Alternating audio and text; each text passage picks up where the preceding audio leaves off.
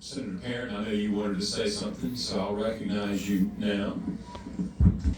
Thank you very much, Mr. Chairman. Well, colleagues, I sort of feel like where I sit that it's kind of like an Alice in Wonderland moment where you've gone down a rabbit hole and through the looking glass everything gets wavy and it seems really confusing.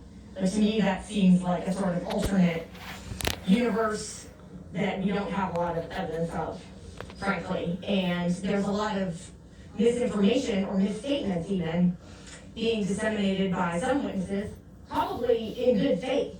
But when you investigate further, you realize that this is really not a surprise, because if you've read the affidavits that have been filed with a lot of these lawsuits, what you will find is that people see things that they think are suspicious, but they do not understand the elections process in Georgia.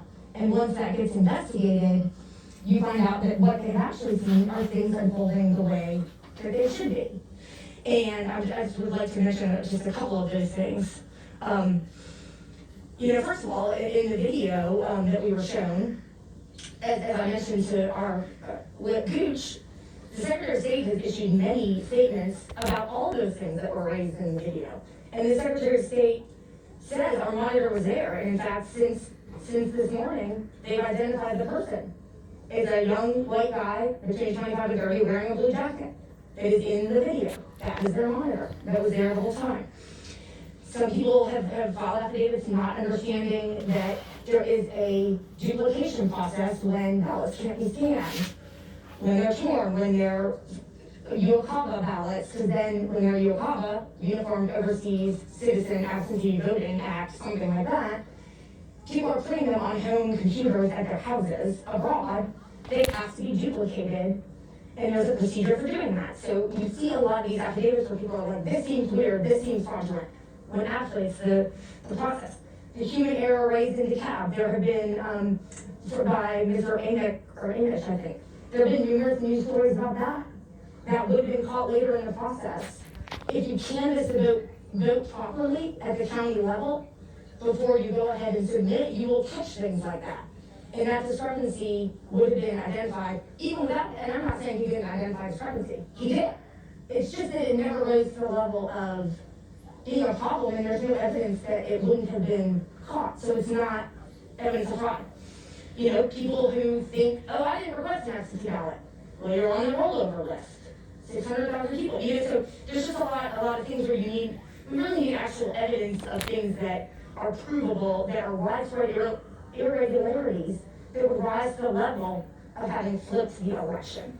And, we heard a lot about, particularly out of Mayor Giuliani, about the fact that there were far fewer ballots rejected in this election. Well, that is true, because we changed the law. We changed the law after the 2018 election to allow an opportunity to cure. And the laws related to the oath were also changed by this body. So these are all things that have happened. There are some innocent explanations for many of these things. And, this was a very close election, but in the end, the number of ballots and the number of voters matched.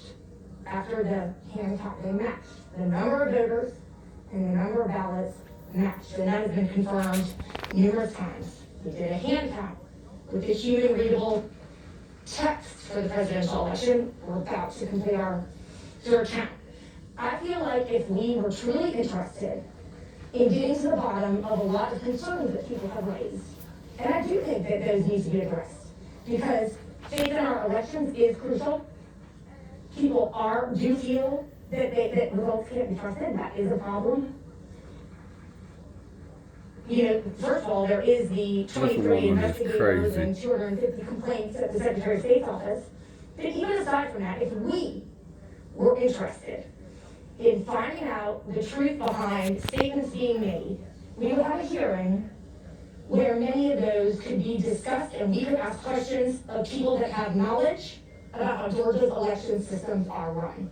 And we did not have that. So it seems pretty clear to me that we aren't actually really interested in trying to get to the bottom of some of these complaints. Could our election be run better? Human error does not equal fraud. Bad management does not equal fraud. Of course, we need to have secure elections. Bad management does equal fraud. It could be run better, and I think it could be run better. There are, so let's talk about those. So we do not have evidence of widespread irregularities that would change the election, and that's what you need to really talk about this. I've mentioned it 3 times already today. 40 judges and 40 lawsuits have not found that. Attorney General Barr has not found that. Brad Raffensperger and everyone involved in elections in Georgia have not found that. And with that, we get to this Somebody mission tell her to shut the hell up. that we should seize the power away from the voters. I think we all know, and Chairman Heath raised it, in order for us to even contemplate doing that, we would have to call a special session and change the law. The governor, speaker, and lieutenant governor have already said, we're not calling a special session. You need 3/5 of the legislature to call a special session. Clearly that's not gonna happen. If these folks have evidence of fraud that would change the election, they can and should present it in the courts and to the Secretary of State's office. People who have the ability to investigate, recommend changes to us, and if there's a big problem, then let's hear it, you know? Then we have to take action. But until we have that, engaging in a lot of these things does more to undermine Georgians' trust in the election than it does to help it. Ever since today started, I have been attacked. The Secretary of State office has had to take action as it relates to my address. And I've started to get some of the vile things that some of our other colleagues at the Secretary of State's office have. We give it oxygen. And I think that does a disservice to so many Georgians. You got evidence, show in court and prove it. That's how it has to be. And in the meantime, we've got OCGA 21-501F, where we have said that the person who gets the most votes is who gets the electors. And do we really want to mess around and have to redo every single one of our own elections too? I'm a little confused about that. Are none of us legitimately elected? Can anyone answer that for me? Do we know? I guess not, if we're not certifying the election. I really appreciate all of you for listening to, from where I sit, I see it. I know we've all gotten blown up since the election. I know that all of you have a lot more than me. Even I know it's hard. I know there's so much pressure. And I know that with the tweets coming out of the White House, it's pretty darn difficult. And when you've got U.S. senators saying, resign, Secretary of State, it's pretty darn difficult to get up and be like, actually the election was okay. I'm gonna tell you the truth. That's pretty hard, I get it. We all are under a lot of political pressure, so I understand what you said. What is she talking about? Shut up.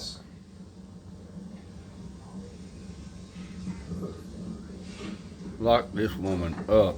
Mr. Chairman, first off, I want to say thank you to you for being willing to hold this hearing, and members of the committee for staying here as long as you did.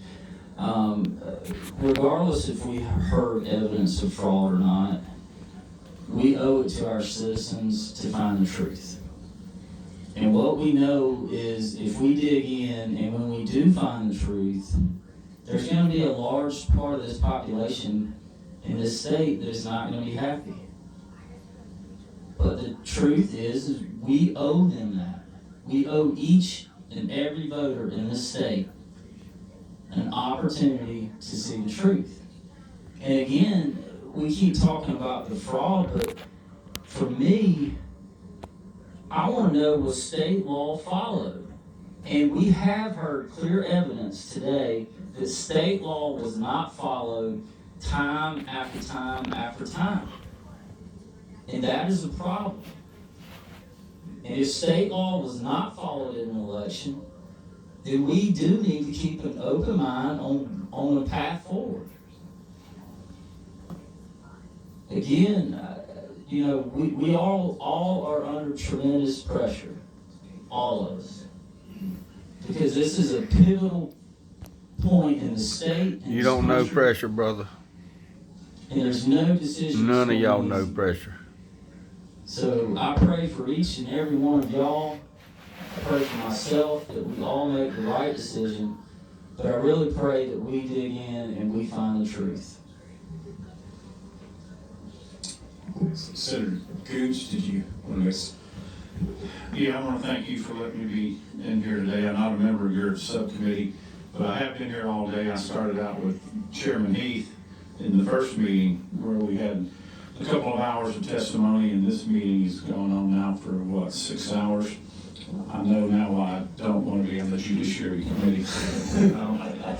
But let me get serious for a minute. As I spoke earlier this morning, I talked about the people I represent back home, just like each of us do. We all have a constituency, 56 state senators, roughly 200,000 constituents, and we work on behalf of them. We represent them. We are their voice while we're at work in this Capitol. I sit around the table at various meetings and at restaurants, and I talk to people on a daily basis, bus drivers, farmers, chicken farmers, cattle farmers, construction workers, nurses, school teachers, administrators, business people. And what I can tell you, what I'm hearing, and I'm sure you are, is that the voters and the citizens of Georgia have lost confidence in this election. Some of it may be because their candidate did not win. I get that. But I can also tell you, based on what I heard here today, going on 8 hours of testimony, we have a problem in this state. And we have a problem with our regulations, our ordinances, our laws, our policies. And we need to, as Chairman Brass said, we need to find this truth. Look at We this are picture. obligated You to can seek tell the truth. who the Democrats I'm not sure are how this committee and who the or any Republicans are. legislative committee will find the truth No mask, without help Republican. from an investigative Mask arm up, of government. Democrat. So if you're trying to move toward a special session, let's approach it that way. But I think we need to move faster. We need to move deliberately, and I would recommend you consider requesting help from the Department of Justice, the Federal Bureau of Investigation, and the Georgia Bureau of Investigation to begin a full forensic audit of the November 3rd election in Georgia. And I think we should consider doing that this week. Anyone else? Senator Kennedy? Thank you, Mr. Chairman. I'm sorry about it. Yeah, thank you, Mr. Chairman, and I appreciate you and everyone staying for the late hour. I appreciate, as the mayor said, complimenting the minority for their approach to this. I would disagree with one of my colleagues in one regard. The comment that we don't need these hearings, I really could not disagree with that more strongly. We need these hearings. Our voters, our citizens need to see us having these hearings because they need to know that we, as their representatives, are willing to investigate wrongdoing. Do we need the truth, Senator? You're absolutely right. We do need it. We do need to get down to the truth. But I want to take it one step further. We need to have accountability for those that have engaged in wrongdoing. That's the next step. That is the step beyond fact-finding and truth-gathering. Amen. We've got to have accountability. You can't have accountability if you don't have these hearings. If fraud and impropriety are occurring, you can't stop it by just lamenting after each election, wow, that was a mess. I hope it doesn't happen again. It won't change. It won't change. This place is quiet. So what we got to do is figure out some form of accountability, and we cannot expect anything to change with regard to what seems to be the perennial fraud and impropriety in certain precincts and certain areas that occurs every election unless we start and decide to have some form and measure of accountability for those that engage in fraud, those that engage in wrongdoings, and choose to violate our law. Mr. Chairman, thank you for your patience. Thank you for staying late. I appreciate your leadership on this committee. Thank you. And I thank all my colleagues for being here. Senator Summers, you'll say so.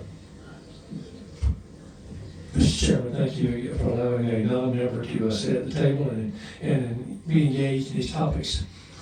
Guys, I've run 4 elections in 1 year. I will happily run another election if we can get a fair and balanced election in Georgia. She asked the question, I'm glad to do it again.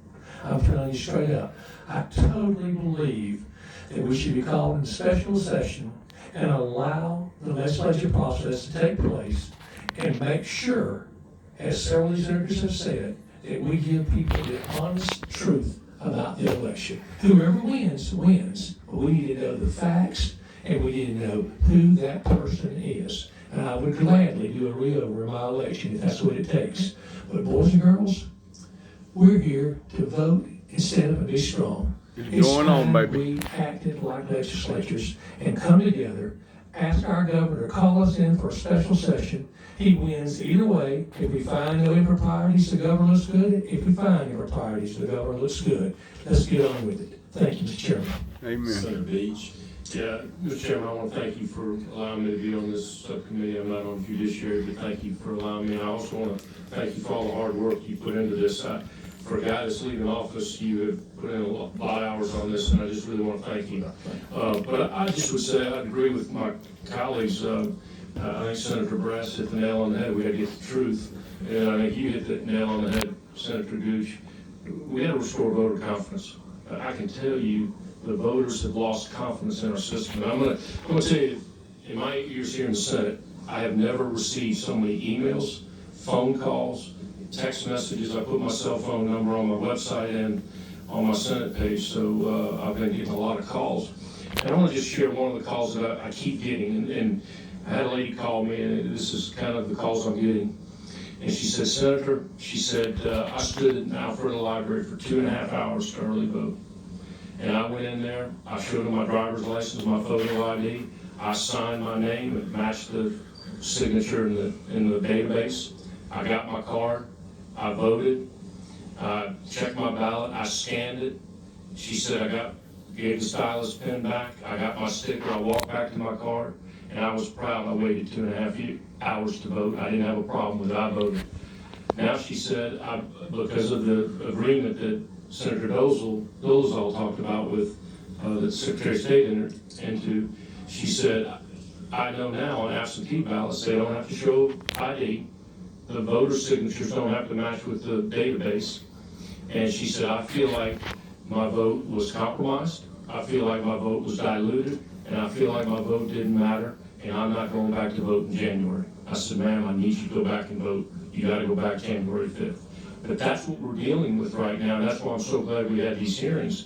I wanted to tell that story so that we could get to that. And Senator Kennedy, you're right. We can't just wait and think that things are going to get better at the next election. We need to take action. That's what the state of Florida did. If you remember, we heard today, in 2000, they had a mess on their hands with the Bush-Gore election.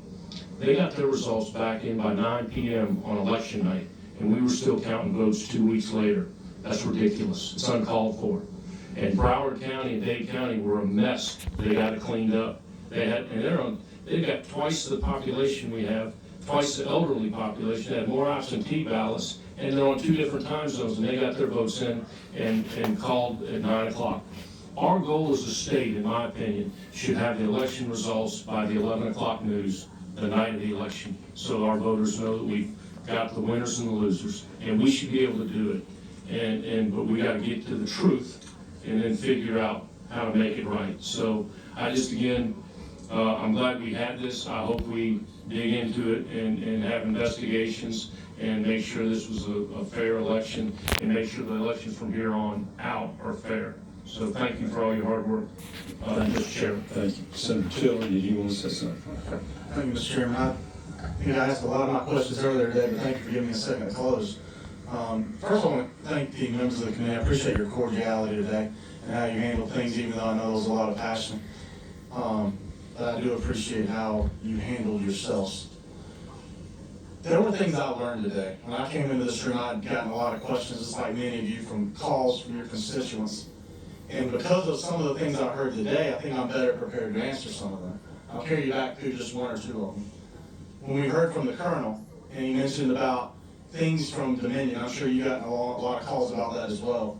When we walked him through and he got to the end, he said, if you did a 100% recount or 100% canvass, then I would have to say it would probably remove some of my concerns about a glitch. That's helpful for me. That was testimony you heard here today.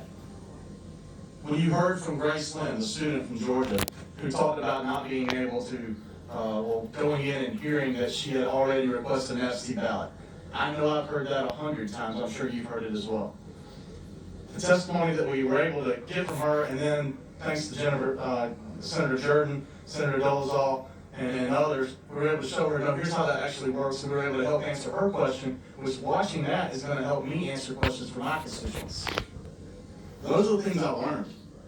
That's where I was able to grow, and I can answer questions for my constituents. But there was one other thing we saw today, too. One of our senators already mentioned the Alice in Wonderland moment. That happened for me, too, today. And that happened when I believe her name was Miss Pick, played her video. I can't explain that one. I cannot go back with that video and help my constituents understand what was done and why it was done. When I see the table come in at 8:23, it's got a drape all the way over it. I see something happen at 11:23 later on. I see folks leaving at 10:30. I can't answer that one. That's the one that I'm going to be focused on trying to answer as we move forward. Mr. Chairman, I want to thank you for your help today answering questions that our constituents bring, members of this committee. But I remind you that our work doesn't end today. Thank you, Mr. Chairman. You, Senator Jones, yes, sir. Let me make sure I have you. Yeah, gotcha. Senator Lee and Mr. Chairman, I just want to thank you. Echo what Senator Beach said about, for the amount of work, knowing that you served distinguishedly 10 years in the Georgia legislature and the Senate, and know you're heading out. Well, you and Senator Heath as well, but for the work you've put in for this committee, I just want to, from the bottom of my heart, thank you, because you show that you're a true public servant and a true patriot for what you've done. The one thing, I'm glad we got to have this meeting today, because there's one thing that all of us have in common in this room. We've had 3 election cycles now, 16, 18, and 20, where all of us have been disappointed in the results. And each one of those election cycles have brought forth allegations of some sort of mischief or fraud or things of that nature. And it's our job as elected officials, especially when those allegations are in your own state, it's our job as elected officials to seek out, as Senator Brass said, the truth in what has transpired. And what we saw today, I'm like Senator Tillery here.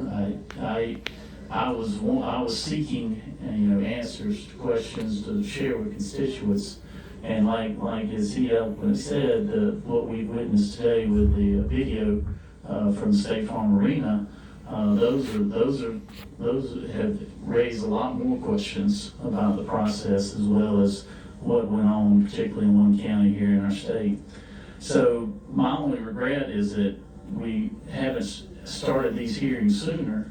However, with the findings of the video just come out as of last night, and maybe it is in our good fortune that we started the hearings now. But I definitely think that moving forward, and we need to move quickly in trying to establish what a significant forensic investigation would look like, and what role do we need to play in legislators of seeking not just to answer questions from November 3rd, but prevent it from happening on January 5th, which is the most important election we have right in front of us here. So thank you again, Senator. I also want to thank Senator Dolezal for your behind-the-scenes hard work, as well as Senator Beach. I know y'all put in a lot of work and a lot of hours making this happen as well. So, but thank you, Mr. Chairman. Appreciate the opportunity. Thank you. Anyone else before I close? Been exalted, and I'll echo the exaltation, and I will extend that to Chairman Heath as well. I thought that the meeting this morning laid nice groundwork, and it was nice to be able to Mr. Chairman Tillery's point, earlier, to be able to ask questions of the Secretary's staff, if nothing else, than to inform ourselves and inform our constituents, is the way that this works. What didn't get discussed today, that I think is important to illuminate, is the fact that we discovered, really by accident, significant structural flaws in the way that we conduct our elections. We had 4 counties discover thousands of ballots via a risk-limiting audit that was never supposed to happen. The audit wasn't supposed to happen this year. It was supposed to be a pilot that was happening in the future, and it was never envisioned to be every county counting every vote, period. So the system worked because we got lucky. We have a significant problem when we don't know when we finish an election that the numerator matches the denominator. The fact that we don't know the denominator. We hear at one point in time at 6 o'clock one morning that there's 25,000 more votes to go, and then we hear at 10 o'clock that there's 45,000 more votes to go. I understand somebody may have misspoken that, but there's no master place that any one of us could go to the Friday after the election and say, here's how many votes are left to count, because we know how many ballots came in, and we know how many ballots have been counted. That's simple blocking and tackling when it comes to functioning something like this. This is one big data exercise. And we have to get the blocking and tackling correct to instill confidence in this process. Because when you find thousands of missing ballots, when you hear that one number is still outstanding, and you hear another number is still outstanding, there's none of us that can stand behind a podium and say this process is working well. We keep hearing this caveat around the irregularities or the fraud. And the caveat is that it's not enough to change the outcome of the election. That's the consistent caveat. Gabe Sterling said in a press conference that he knows there was fraud in this election. How does he know that? Is he wrong? Is he right? What he also said was, but we know it's not enough to change the election. How does he know that? There's 250 open investigations and probably should have been more. We heard this morning from the Secretary's office that 300 people double voted again. We had 1,000 people double vote in June, apparently 300 double voted this time. They said the number was down. They told us there were 70 felons that voted. We've heard about thousands of people where their ballots were sent out of state. We were also told that we know that we're asking a lot of the election officials to review 1.3 million signatures, something we've never asked them to do before. Secretary tells us it's not the best way to do it. But we won't even go through the process to review a random sample of those signatures to figure out how well we did. That's unacceptable. We owe it to ourselves as the people that are charged with the responsibility of getting this process right to understand when the system was stressed and when it was flexed, how did we perform? There's not one business in America that would go through this process and have something change in that manner and do zero review. And ladies and gentlemen, when it comes to the signature match process, we've done zero review. It may have been flawless. I would like to be able to say that it was flawless. But I don't think that any of us believe that it was flawless. Because I don't believe that any of us think that our signatures are consistent enough over a period of time from when you last got your driver's license. Center Beach, I'm sure you got yours within the last couple of years, but I got mine 10 years ago. My signature changed. There's an incredible amount of disinterest in the media, and frankly from the minority party, in really digging into this process. And I do respect the senators who are here today, but there's not a call. That devil's down there for shaking her signature. head. There has not been a call for investigations. We've heard for the last month that this State Farm Arena situation was under investigation. Why did it take us a month to get a video? Why did it take us a month to get a video and it wasn't even produced by an employee of the state? Right. That's patently absurd. We have to do better, and we can do better. That video is a bombshell. You saw the media and the observers leave the room at the same time. That tells you they were told to leave. Why were they told to leave? The media needs to get interested in this, and they need to get interested in this quickly, because they have a role to play in this as well. And the fact that I can guarantee you, well, I can't guarantee you, I would suspect that if the allegations were on the other foot and in the other direction, that we wouldn't have waited a month for an open records request to be filed, or however they obtain that video to see that video. We have to get a lot more curious because we have to get it right. And Senator Perrin, I'm not intending to throw you on the bus, and I apologize for my comments about what I just said, but I do really wish that I sensed a bipartisan effort to dig into the details of what happened so that we can affirm it in either direction. This to me is not about who won an election. I don't think this is about who won elections to you. I don't think this is about who won. You referenced, maybe our elections aren't legitimate. She's a devil. We don't know Bitch, don't what happened because we haven't lifted up the hood to look. 1.3 million signatures, and we haven't bothered to look. And I would like to link arms with anybody, regardless of party, to get to the bottom of exactly what happened so that we can move forward, and quite frankly, so that we can do a better job and know what laws we need to change. We've all gotten a little bit of a baptism by fire in election law and what our state laws say, but whether it is a special session, which I do think we need to have, or it is when we come back in January, we have our work cut out for us, and we don't know what we need to change unless we look at exactly what happened. Thank you, Mr. Chairman. Senator Heath.